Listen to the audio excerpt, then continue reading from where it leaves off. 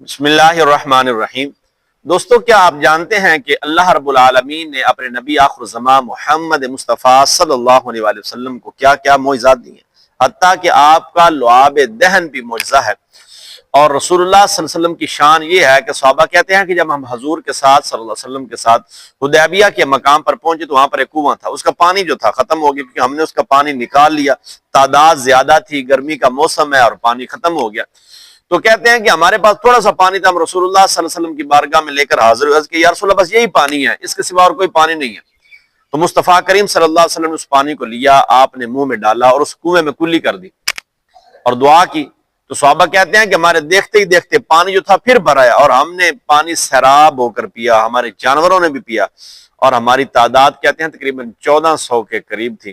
تو رسول اللہ صلی اللہ علیہ وسلم کی شان اتنی اللہ نے بلند کی ہے کہ آپ کو سر کے بالوں سے لے کر پاؤں تک معجزہ بنا کر بھیجا ہے۔